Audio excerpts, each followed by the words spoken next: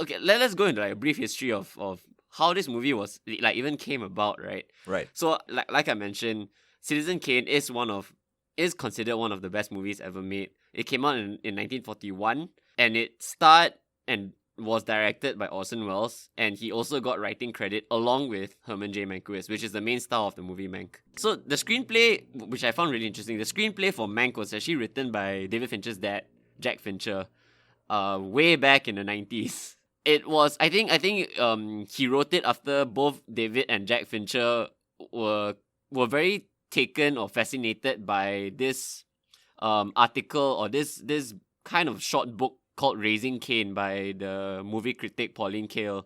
I actually spent some time trying to read Raising Cain. You can find it online. It's posted by the New Yorker. I only got about 10% of the way through. I don't know Wow. if you're familiar with that piece of work. No, I'm actually not. I mean, I have heard of that critic, Pauline Kael, was it? Yeah, Pauline Kael. Yeah. I think she was one of those critics that was mentioned in I'm Thinking of Ending Things, right? Yes, it She's is. the one. Yes, yes. Yeah, okay. Good. One Like, of the call quotes. back. Yeah. A big driver of why this screenplay was even written was because Fincher Jr. and Fincher Sr. really bonded over this idea of this Hollywood story behind this fantastic movie that has so much background to it. I do have to say though, based on just podcasts I've been listening to or stuff I've been reading, the article Raising Cain by Pauline Kael has a lot of holes on it. According to people very very familiar with the subject, that things she wrote that she claims to be true has a lot of doubt surrounding them.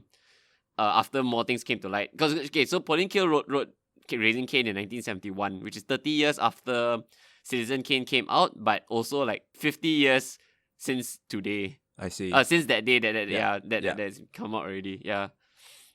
So yeah, I mean that's just some interesting stuff about how this movie even came about. Funny enough, so it was written way back in the 90s, right?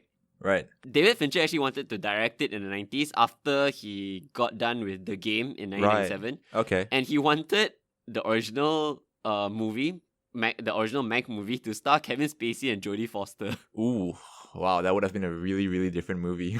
Yeah, exactly. That's what I was thinking as well. Okay, but It I'm would have really been curious, really like how come he didn't direct it though? So just based on my very brief research, apparently it was his insistence on shooting in black and white that a lot of production studios didn't want to take it up. That's crazy. I mean, like you've just made, you're an established filmmaker. 1997, right? 1999. Past that, David Fincher had already directed Seven after that a bit before, which was probably one of the best movies of that decade.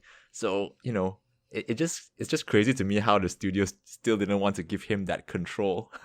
That's I guess that's Hollywood for you to a certain extent. Yeah, which is a lot of what Mank is about. Oh yeah. Briefly talking about Citizen Kane, right? I think then a very important question that I've seen multiple people posting on social media. Yeah. Should you watch Citizen Kane before you watch Mank? I have my own thoughts on this, but I'd like to hear yours. Sure.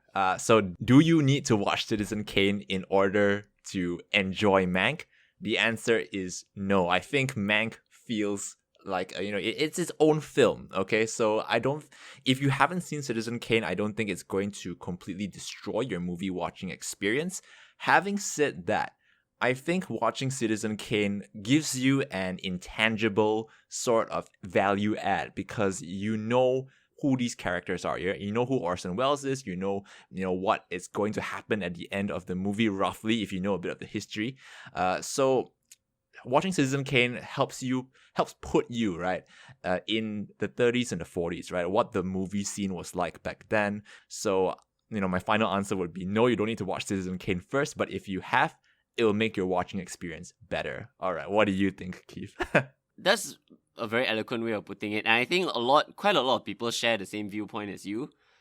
Having said that, I don't think I would have understood much of the movie if I didn't watch Citizen Kane before watching Mank. Okay. I guess I'll never know. I guess I never know because I did watch Citizen Kane a week and a half ago in preparation for Mank. But just trying to watch Mank, right, I kept trying to think. I don't know if I would have understood a lot of this if I didn't watch Citizen Kane because they don't outright make references to Citizen Kane, but they do kind of, especially with the portrayal and the plot lines around Marion Davis. Right. the character that Susan Alexander was supposedly based on, everything about her, I mean, we don't have to go into spoilers yet, but everything about her, I don't think I would have gotten if I didn't watch Citizen Kane. Yeah, I see what you're saying. I do agree with it to a certain extent, right? I mean, I've watched Citizen Kane. Maybe the last time I watched it was probably 3 years ago, so it's a little bit fuzzy in my memory. Although I do remember a lot of the famous scenes and the characters in that film, so it did help me a bit to understand Mank a bit better. I also feel that no matter how many times you've watched Citizen Kane, there are just some things in the movie that I still don't understand, right? And I think that's something that we might cover later as well in terms of like the plot and all the stuff that happens in it. There's so much that happens in a movie that's not Citizen Kane related. There's a lot And yeah, more, from a political standpoint as well, where even if you've watched Citizen Kane, it wouldn't help you understand Mank better. I don't know if you would agree with that. that's very true. And even though you did say that you don't necessarily have to watch Citizen Kane in order to enjoy Mank. That's a view that a lot of people share as well. I would say that people should just watch Citizen Kane. Citizen Kane is actually a really, like, it, for people think of watching movies from the 1940s or 1950s as such a drag, right? Because so hard to relate and yada yada yada. Yeah. Citizen Kane is actually a really fun watch, in my It opinion, is. anyway. It is. I mean, it is a classic for a reason, right? And I think, I did read your Medium review of Citizen Kane, and I really agree with something that you said, which was, you gotta understand that this was the 1940s. A lot of film techniques hadn't been developed yet. The techniques that we know today, a lot of them were inspired by Citizen Kane. And, it was revolutionary for its time. And, some movies advance an art form, way more than it should. And I think Citizen Kane is one of those movies. It sort of brought filmmaking forward by about 10 years.